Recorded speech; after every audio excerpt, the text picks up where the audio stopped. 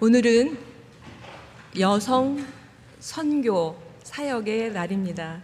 그러니까 교회에서나 가정에서나 여성의 역할이 상당히 중요한 것들을 여러분들 알 수 있죠? 근데 그것을 하기 전에 우리의 마음을 한번 이렇게 가다듬고 해야 돼서 제가 이 성경절을 이렇게 띄워봤습니다. 함께 읽어보실까요? 자, 시작. 할 수 있거든 너희로서는 모든 사랑과 더불어 화목하라. 모든 사랑과 더불어 화평함과 거룩함을 따르라. 이것이 없이는 아무도 주를 보지 못하리라. 너희 안에 이 마음을 품으라. 곧 그리스도 예수의 마음이 너희 안에서 행하시는 이는 하나님이시니 자기의 기쁘신 뜻을 위하여 너희에게 소원을 두고 행하게 하시나니. 네, 감사합니다. 선교하고 이거하고 무슨 상관이 있길래 사람들과 화목하고 또 거룩한 생활을 하고 예수님의 마음을 품으라 이렇게 했을까요? 어떤 일을 행하기 전에 심지어는 누구를 좋은 일을 하더라도 제일 먼저 마음에 침투하고 그러니까 행동으로 옮기고 나쁜 일도 사람을 죽이려면 생각 속에 먼저 저 사람이 밉다, 죽이고 싶다, 그리고 이렇게 실천에 옮기지 않습니까? 하나님의 일도 우리의 마음이 다듬어지고 고운 마음이 되어야 이 마음을 통해서 하나님의 사역을 할 수 있다고 생각합니다. 그런데 여기서 처음에 제 로마서 12장 14절에 할 수 있거든 너희로서는 모든 사랑과 더불어 화목하라 하는 것은 할 수 있거든은 좀 어렵다는 얘기예요. 너희들이 모든 사람하고 이렇게 화평하게 지내는 게 쉽지 않을 거야. 그런데 모든 사람하고 화목하게 해. 근데 두 번째는 15절에는 조금 달라요. 모든 사람, 누구 제외시키면 안 돼요. 모든 사람과 더불어 화평함과 거룩함을 따르지 않으면 아무도 누구를 보지 못한다고요? 주를 보지 못한다. 이것은 무슨 의미일까요? 우리가 그렇게 원하는 천국이나 영생이 없다는 거예요. 제가 교회를 오랫동안 다녀보니까 의외로 교회를 다니면서 풀지 못한 응어리들을 가슴에 이렇게 안고 계시는 분들을 종종 봤어요. 근데 그렇게 하면 안 된다고 예수님이 말씀하시네요. 풀으래요. 그런데 이 푸는 것은 여러분이 결코 할 수 없어요. 성경의 모든 약속은 뭐를 하라, 하지 말라, 이거는 무슨 뜻이냐면, 예를 들어서 예수님이 원수를 사랑하라 이러면은 예수님은 가만히 계시고 너 사랑해, 이게 아니에요. 뭐를 하라 하실 때는 내가 너와 함께 할 테니까 해, 네 힘으로는 못해, 이 뜻이 포함되어 있는 것입니다. 그 여러분들이 누구하고 걸리고 풀지 못하면 하나님 나는 못합니다. 당신이 제 안에 들어오셔서 용서하고 다독이고 풀 수 있도록 하나님 도와주세요, 이렇게 하라고 명령을 내린 것이지 너 어떻게 하나 봐라, 이런 어떤 장난꾸러기 같은 하나님이 아니십니다. 여기에 계신 분들 중에서 연배가 많이 드신 분들이 계신데 우리의 남은 날이 얼마 남지 않았습니다. 교회에서나 가정에서나 여자의 역할이 상당히 중요합니다. 교인들의 70%가 거의 여자들이고요. 가정에서도 엄마나 혹은 아내가 제 자리를 제대로 지켜주지 못하면 이렇게 쓰러지고 가정이 무너지고, 교회도 마찬가지입니다. 교회에 리더들이 모여서 회의를 하고 장로님들이 또 목사님이 말씀을 선포하지만 주로 여자분들 집사님들이 속에서 분란이 있거나 잘못되면 그 교회는 겉으로는 성장할지 모르겠어요. 지금 우리 목사님이 선교해야 된다, 우리 교회 발전해야 된다, 영적으로 부흥해야 된다 하지만 여러분들이 마음속에 이 베이직이, 기초가 예수님의 마음으로 이렇게 되지 않으면 겉으로는 성장할지 모르지만 죄송하지만 그 교회는 하나님의 임재가 없는 명목상의 교회가 되는 굉장한 위험에 빠질 수가 있어요. 그래서 여러분들이 본질적인 마음으로 예수님과의 관계에서 해결하고 그리고 교회에 나오고 그렇게 하셔야 되는데, 먼저 나오신 여러분들이 먼저 손을 내미시기 바랍니다. 사람들의 존경은 어떤 큰 업적을 행하고 무슨 헌금을 많이 해서 얻는 게 아니라, 저 같은 경우는 논산에 있을 때 제가 20대 후반 30대 초반에 이렇게 전도사 사모로서 일을 하고 있을 때 어떤 나이 드신 정말 순진한 집사님이 용서에 대해서 설교를 듣고 바로 말씀하시기를, 사모님, 제가 30살 차이 났을 텐데도 불구하고 어제 우리 용서에 대해서 얘기했잖아. 며느리가 나한테 되게 기분 나쁘게 갖고 내가 삐졌었는데 내가 오늘 며느리한테 말을 먼저 건네고 내가 미안해 그랬다고. 근데 그분을 제가 지금까지 기억하고 있는 것은 그분의 업적이나 그분의 생김새나 그런 게 아니고 그리스도인다운 생활의 태도를 보고 제 마음에 깊이 존경스럽다. 저게 그리스도인의 향기지. 그렇게 했거든요. 가정에서도 마찬가지입니다. 교회에서 우리 집사님들의 힘이 굉장히 큽니다. 남자들은 모르겠지만. 그리고 모이면 본능적으로 여자들은 말이 많아요. 특별히 뒷담을 한번 시작하면 끝이 없습니다. 재밌어요. 저도 해봤거든요. 근데 그 뒷담화가 험담으로 가고 그 옆에 마귀가 박수를 치면서 좋아합니다. 교회를 분란시키기 때문에. 그리고 속상할 수도 있어요. 어떤 집사님이 나를 마음에 안 들게 할 수도 있어요. 그러면 그거를 일로 와봐 집사님, 이미정 집사님 일로 와봐, 나한테 그럴 수가 있어, 이럴 수가 있어, 이렇게 하지 마십시오. 힘들면 예수님께 투덜대십시오. 사람과 사람끼리 투덜대면 험담이 되지만 여러분의 힘든 것을 예수님께 고백하면 그것은 기도가 됩니다. 그리고 가정에서의 엄마 자리입니다. 아내 자리입니다. 여러분, 가정을 지키기가 참 쉽지 않아요. 믿는 가정이건 안 믿는 가정이건 얼마나 힘들지 모릅니다. 그러나 하나님이 먼저 부르신 우리 여자들이 믿음의 버팀목이 되기를 바랍니다. 그러면 자녀나 또 흔들렸던 남편들이 다 그 버팀목으로 이렇게 덩쿨처럼 감싸고, 그리고 어느 날 보다 보니까 내 자녀, 내 사랑하는 가족들이 모두 예수님을 바라보고 있고 구원의 그런 열매를 맺을 거라고 확신합니다. 여러분, 지금까지도 잘 버티셨습니다. 우리의 고지가 얼마 남지 않았습니다. 우리의 하늘 가나안 변경이 얼마 남지 않았습니다. 각 가정마다 가정의 커튼을 열면 너무나 부끄럽고 힘든 일들이 너무나 많이 있습니다. 그것을 다 누구한테 얘기하겠습니까?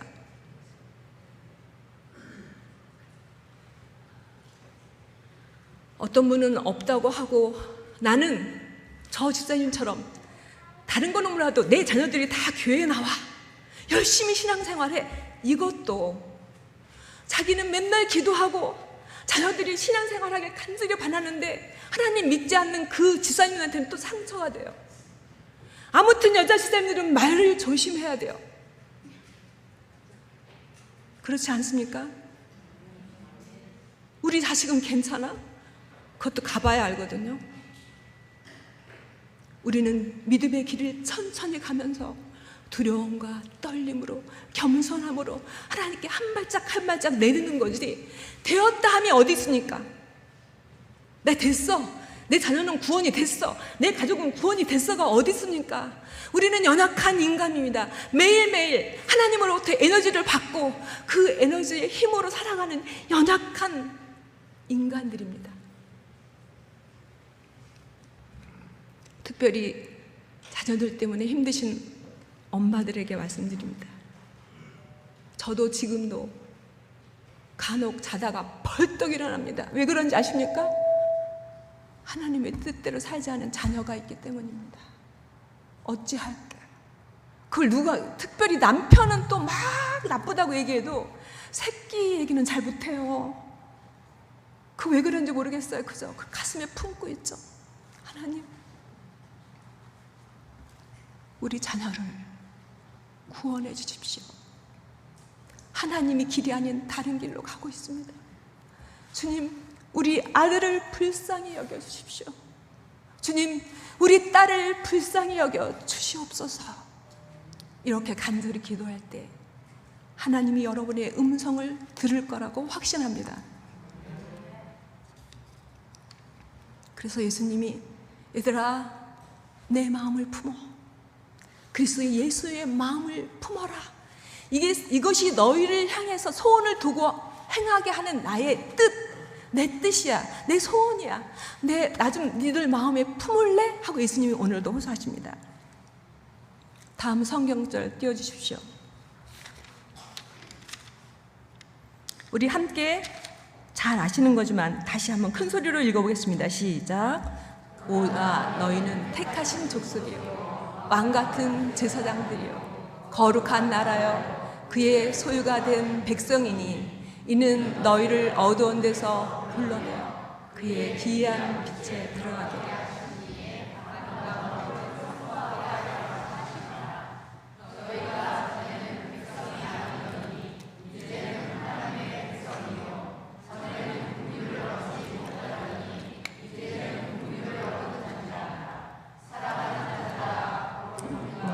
나그네와 행인 같은 너희를 권하노니 영혼을 거스려 싸우는 육체의 정욕을 제어하라.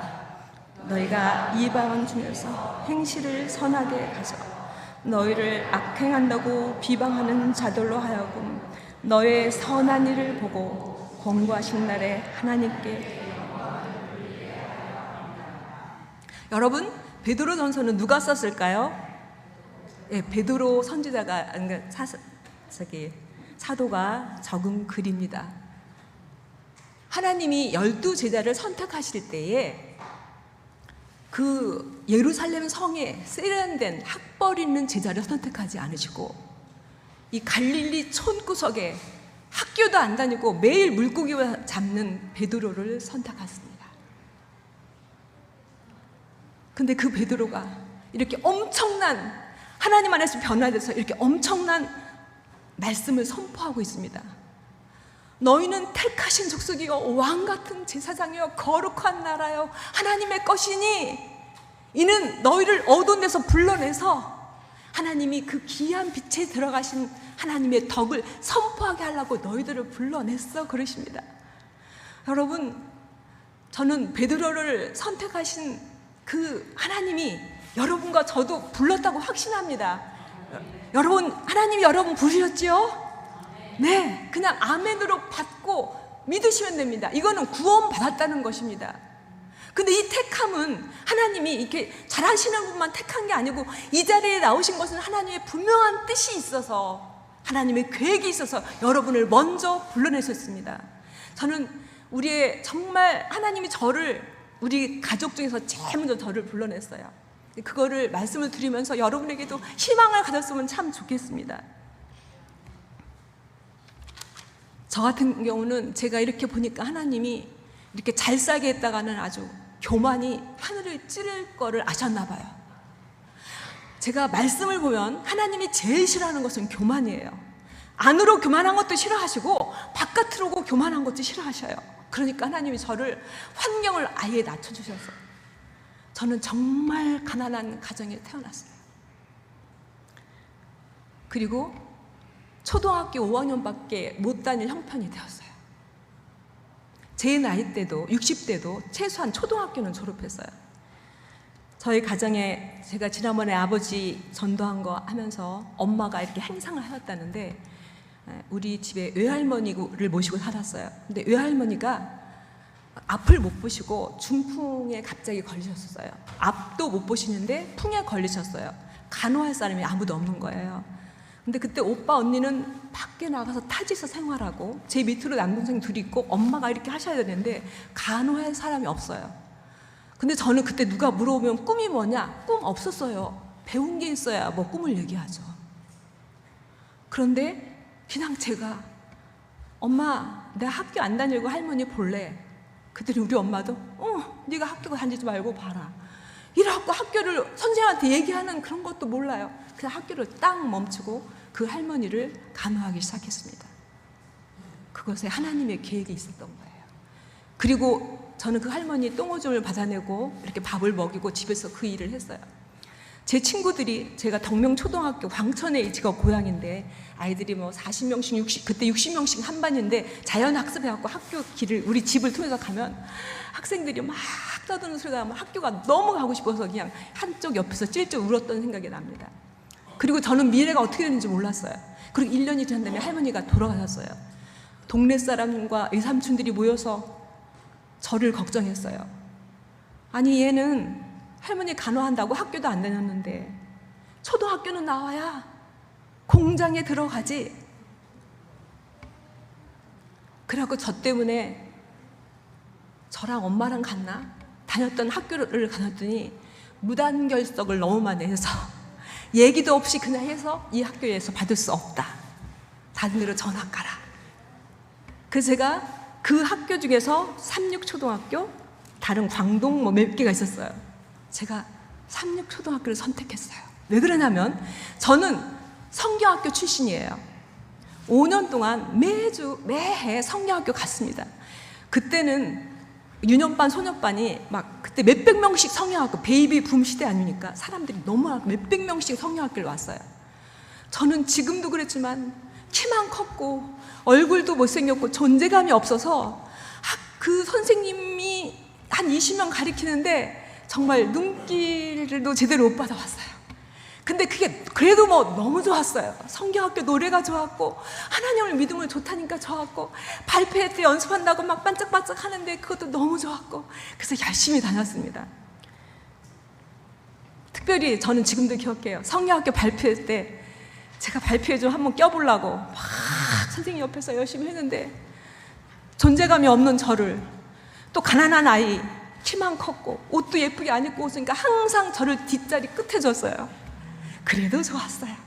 발표할 때 옛날에는 커튼을 이렇게 쫙 열고 이렇게 했는데 커튼을 쫙 열으면 저 끝에까지 안 보이는데 제가 얼굴만 반쯤 나와서 이렇게 노래를 했던 기억. 그래도 좋았어요. 근데 이런 계획이 하나님이 하셨던 거예요. 제가 그거를 말씀을 드릴게요. 그래서 삼류학교를 그냥 갔어요. 정말 그때 당원 수박 한쪽 낭 넣고 물 한 그 대야, 큰 다라 같은 데다 놓고 당원을 타서 주는 그 물도 왜 이렇게 맛있는지, 아무튼 뭐 얼굴 반을 내밀고 이렇게 하더라도 그것도 좋고 그냥 저는 좋았어요. 그래서 드디어 삼류학교로 전학을 갔습니다. 그리고 돈이 없어서 장학금을 받기 위해서 삼육중학교로 가게 됩니다. 그런데 학교에서 받는 교육과 이런 신앙교육이 하나님을 믿는 게 너무 중요하다. 저는 십자가 사랑 몰랐어요. 성경도 제대로 안 읽었어요. 근데 하나님께서 하나님의 뜻에 저를 사용해서 구원해야 될 백성들이 있었던 거예요. 저는 뭐 제가 능력이 있으니까 뭐 믿음이 좋으니까 단 하나 놓치지 않았던 것은 하나님을 향한 이렇게 안테나가 있었던 것 같아요. 하나님이 야! 할 때 그 하나님의 소리를 들었던 것 같아요. 그래서 제가 그 아버지 그렇게 전도하고 어머님 돌아가시고 이제 가정의 가장 큰 주인은 가장이신 오빠였어요. 오빠네를 전도해야 된다고 생각했어요. 그래서 고등학교 때도 가끔 오빠한테 담대하게 새언니한테 예수님 얘기를 했던 거로 기억이 나요. 정말 씨가 안 먹혔어요. 왜냐하면 우리 새언니는, 저는 광천 시골 사람이고 언니는 서울 본토배기, 그때 당시에 옛날인데 고등학교 나온 깜찍한 그런 어떤 새댁 같은 새언니였어요. 이 촌뜨기가 뭐라고 예수님 얘기를 하니까 이게 뭐 먹힐 막 정말 틈에 안 들어가는 거예요. 그래서 드디어 제가 이제 합회에 근무하고 되고 그랬는데 어느 날 제 생각 속에 그리고 기도 속에 하나님, 오빠네가 복음을 안 받아들여요. 예수님 믿어야 되는데 돈이 너무 많은 것 같아요. 돈이 없으면 좋지 않을까요? 어머, 그랬는데요. 이거 하늘나라 가서 물어봐야 돼요. 진짜인지. 오빠네가 좀 잘 살았어요.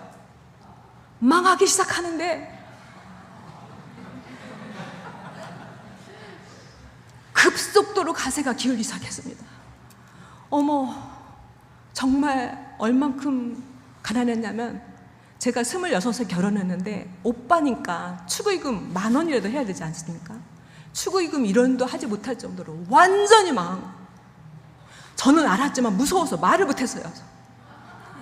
그러더니 그 오빠네가 어디까지 왔냐면 산흥 아셔요? 산흥교회 아시는 분 아실 거예요.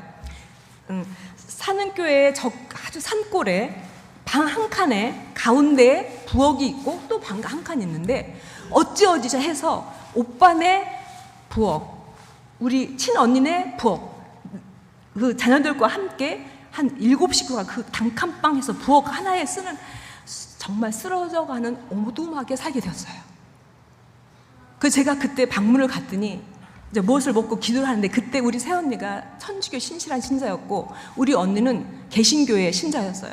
기도를 하는데 우리 새언니는 이렇게 하고 저는 이렇게 하고 우리 언니는 주여 주여 믿습니다 믿습니다, 이렇게 세 종류의 기도가 나왔습니다.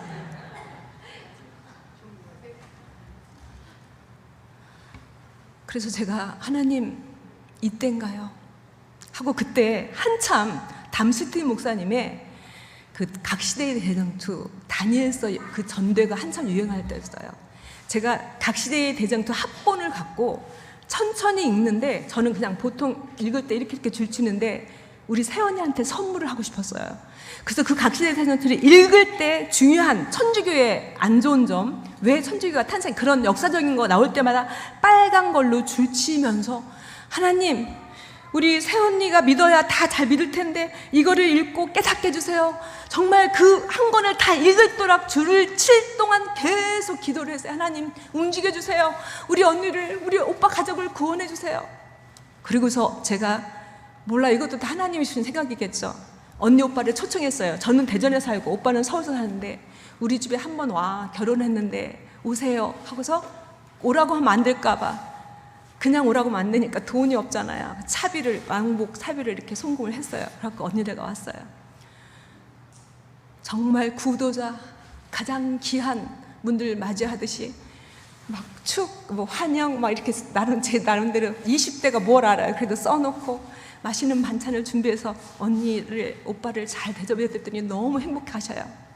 갈 때 제가 아까 준비했던 각시대의 대장투 줄을 친 거, 그리고 편지 한 통, 그리고 그때 당시 쌀 한 가마값 제가 이제 모았던 그걸 이렇게 해서 거기에 이렇게 해서 오빠를 언니한테 드리면서, 언니 정말 딱 한 번만 이 책 좀 읽어 언니, 다른 거 다 아니고 이것만 읽으세요 하고 했어요.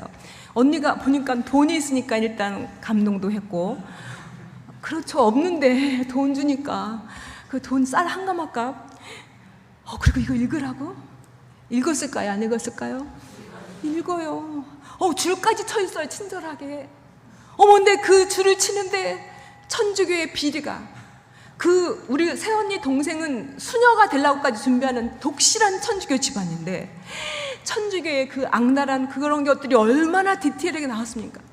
언니가 딱 읽다하고 손이 벌벌 떨리면서 이거 뭐야? 이 책이 도대체 뭐야?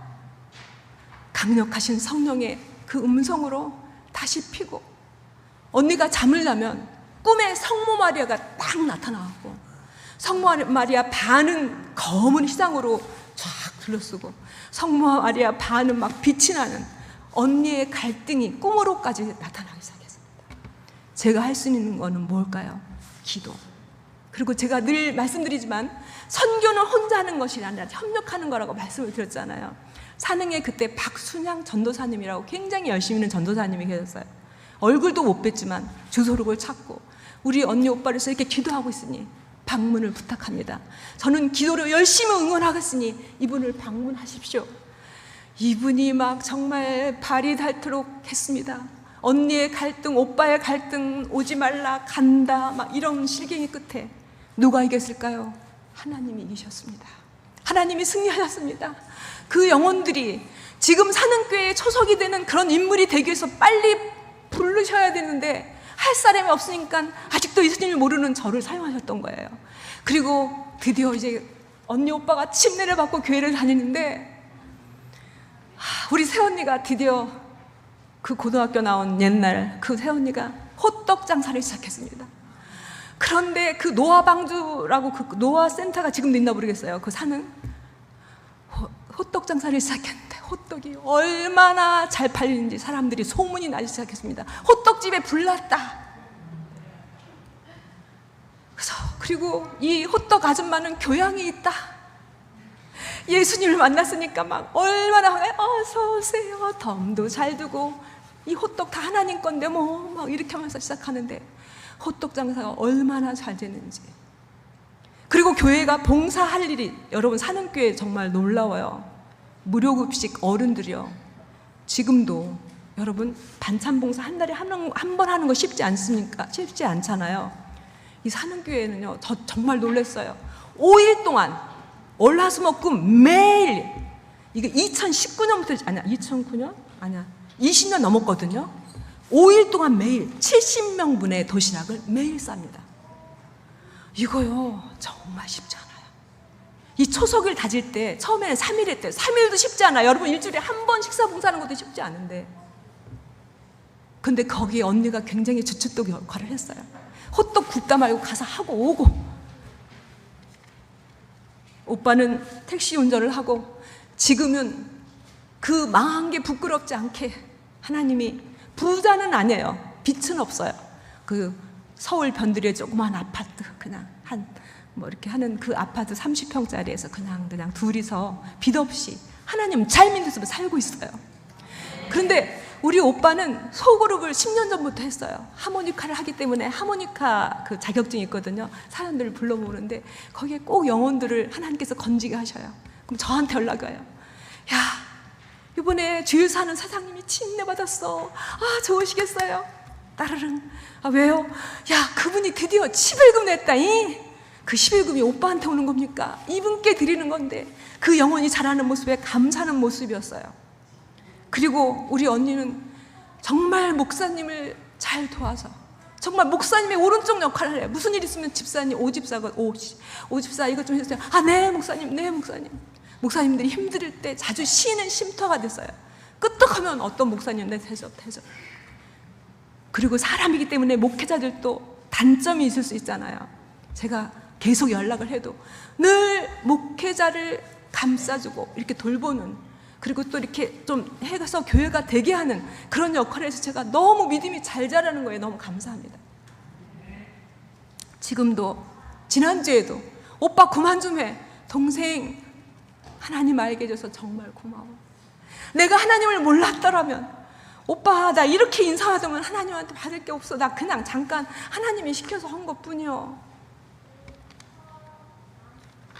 그런데 우리 언니도 그 전도사님의 방문에 같이 이렇게 안 할 수가 없었어요. 그래서 언니도 교회 나왔는데 이렇게 예쁘게 믿음이 자랐어요. 초창기였어요. 하나님을 믿은 지 얼마 안 됐는데 사는 교회가 굉장히 초라했어요. 화장실에 가면 화장실이 막 바람이 숑숑 들고 유리가 반 깨지는 그런 초라한 교회였는데, 언니가 전화가 왔었어요. 야, 나 교회 다니는데 왜 화장실 문이 깨졌어. 나 하고 싶은데 조용히 하려면 어떻게 해야 돼? 이런 마음. 그래서 이제 언니가 했고, 그 다음에는 둘 다 그렇게 방 한 칸짜리 산이 얼마나 가난해요. 수박이 나올 때가 됐습니다. 새언니는 새언니 대로 내가 먹기 전에 목사님께 갖다 드려야지. 우리는 언니대로 얘기하면 서로 부담이 될까 봐 나 목사님 수박 하나 해드려야지. 그리고 같은 날 언니는 언니대로, 우리 새언니는 새언니대로고 그 귀한 수박을 갖고 목사님을 찾아갔다고 그럽니다. 근데 저는 그 태도가 너무 좋았어요. 저렇게 겸손함으로, 사람들을 섬기는 마음으로, 사랑하는 마음으로 하나님을 믿으면 참 좋겠다. 저희 언니 같은 경우는 코로나 후유증으로, 저보다 4살 위인데 아직 70도 안 됐는데 거의 돌아가실 뻔했습니다. 지금도 회복되지 않은 채로 있습니다. 지금 거의 이제 걷고 이렇게 활동만 하시고 굉장히 힘드신데, 언니가 그 코로나 후유증으로 잘 못 걷고 그럴 때 많이 울었어요. 제가 물어봤어요. 언니 왜 울었어? 왜 이렇게 많이 눈물을 흘렸어? 제가 추측은, 야, 나 너무 많이 고생했잖아. 산 세월이 조금 허망했어. 이럴 줄 알았는데, 언니는 예수님이 너무 생각났어. 내가 아파 보니 예수님이 생각났어. 그래서 제가 언니한테 그랬어요.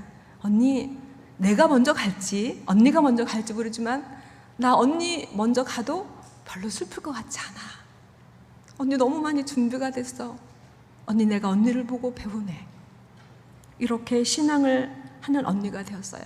그 올케 언니 같은 경우는 활동적이고 호떡을 하면서 사람들 많이 사귀어갖고, 심지어는 서중환 앞에 목회자들 제자 훈련에 몇 번을 콜을 받았어요. 간증하러.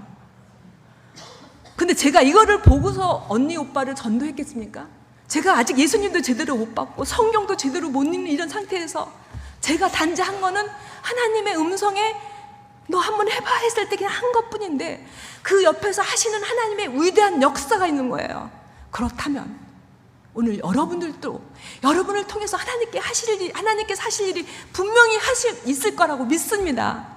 그럼 여러분들은 기도해야 돼요. 하나님, 저 부족한데, 저 나이 먹고 말도 우둔한데 저를 통해서 하실 일이 있을까요? 라고 물어보시면 하나님께서 분명히 여러분에게 대답해 줄 것이라고 믿습니다. 그리고 저희 막내 동생 박철수 목사를 아시나요? 박철수가 홍성고등학교를 다니고 있었습니다. 제가 먼저 예수님을 믿었다고 그랬잖아요. 가끔 집에 갔습니다. 그러면 그 기회에 이상하게 동생한테도 예수님 이야기를 해야 되겠다고 생각했어요. 그러면 그냥 아무 때나 밥 먹다가 하는 게 아니고 조용할 때 밥 먹고 나서 철수야 누나랑 얘기 좀 할까? 응 그래. 그럼 저희 집이 아주 시골이거든요. 벌레 소리 막 울고 캄캄한 밤에 철수 동생과 함께 저랑 이렇게 이런 바위 위에 앉아갖고 제가 그렇게 했던 게 기억이 납니다. 철수야, 우리 인생이 아직 어리지만 이렇게 사람들이 늙고 이런 거 보면서 그렇지 않아? 하나님이 세상을 만드신 분이고 예수님 믿으면 영생을 주신대. 이건 아무나 할 수 있는 이야기. 제가 진심을 다해서 했어요. 그리고 갈 때마다 했어요. 몇 번인지 모르지만. 그 막내 동생이 어떻게 믿음의 씨가 있었는지 모르지만, 그리고 제가 연락한 것이 바로 광천교회에 한수복 장로님이라고 계십니다. 믿음이 굉장히 좋으신 분이고 적극적이신데 그분이 학생을 지도하고 있었어요. 그분한테 연락을 드려서 소식을 듣고 우리 박철수를 인도하여 주십시오. 제가 열심히 기도하겠습니다. 그래서 그 열심히 있는 학교 학생 그분이 저희 동생을 가리키니까 저희 동생이 목회자의 꿈을 갖고 신학교에 들어갔습니다. 근데 저희 집이 가난하잖아요. 돈이 없잖아요. 제가 3년 꼬박 모은 돈이 딱 신학교 1학년 1학기 등록금이 됐습니다. 그 등록금을 냈는데 제가 너무 기뻤습니다. 물 좀 먹을게요.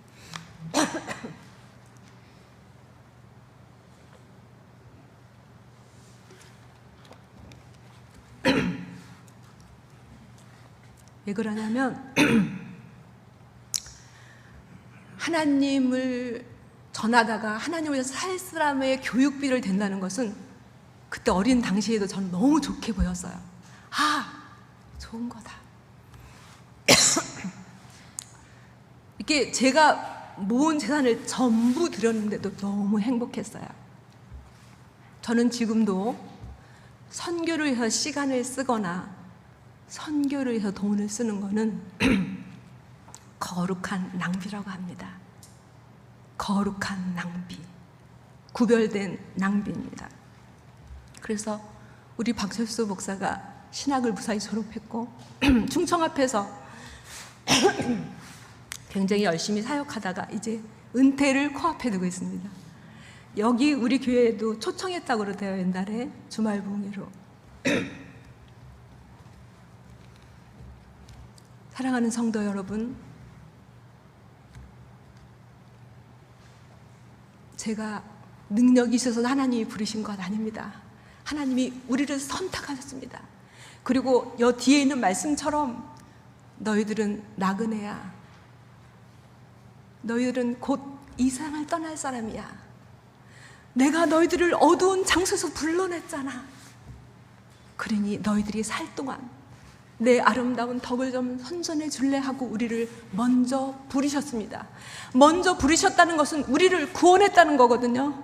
이 감사의 구원을 내 가족에게, 내 이웃에게, 또 내가 살고 있는 직장에서 그냥 직장 동료네? 그렇게 생각하지 마시고 하나님이 나에게 붙여줬구나. 이 사람을 만나게 하셨네? 하나님이 나를 사용하시려고 붙여줬구나. 만나 계셨구나 하면은 하나님의 큰 역사가 이루어지고, 담임 목사님이 선교합시다 안 해도 교회는 자동으로 성장하고 하나님의 백성들이 이 교회를 향하여 올 것이라고 생각이 듭니다. 사랑하는 여러분, 여러분의 삶이 힘드십니까? 길이 없는 것 같습니까? 길이 없으면 다행입니다. 왜냐? 광야에서 하나님을 제일 많이 만나요. 광야는 여기를 봐도 길이 없고 저기를 봐도 길이 없고 너무 막막해요. 그때 하늘을 보라고 하십니다. 예수님은 길을 만드시는 분이십니다. 우리 인생의 내비게이션입니다. 예수님을 집중해서 보지 않으시면 예수님의 음성을 내 일로 다 막아버려요. 예수님이 계속 여러분에게 노크를 하시는데 내 일이 중요해요. 내 사업이 중요해요. 나는 이게 중요해요. 예수님 잠깐만 하면 예수님이 여러분의 마음에 들어오실 수가 없어요. 여러분, 오늘 그동안 예수님을 문 밖에 세워두신 거에 대해서 회개하시고 하나님의 음성을 듣고 하나님이 여러분에게 원하시는 그런 삶을 살기를 바라면서 말씀을 마치겠습니다.